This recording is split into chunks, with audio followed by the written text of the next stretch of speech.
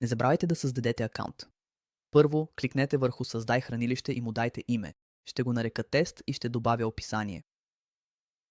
След това изберете видимостта на хранилището.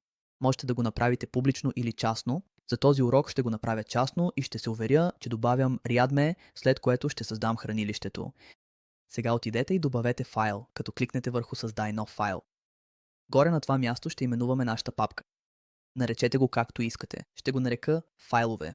И не забравяйте да добавите наклонена черта напред. И сега ще добавим временен файл и ще кликнем върху Commit Changes и отново върху Commit Changes. Сега виждаме, че създадохме папка. Сега нека качим файл.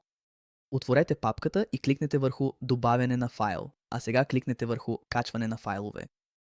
Поставете какъвто файл желаете, изчакайте докато се качи и кликнете върху Commit Changes. Сега, след като качихме файла в папката, нека изтрием временния файл. Отворете временния файл и сега кликнете върху трите точки горе вляво тук и изберете Изтриване на файл. Не забравяйте да потвърдите промените и кликнете отново върху Commit Changes. Сега виждате, че временният файл го няма, а папката е тук. Така че PNG файлът, който качих, е в папката.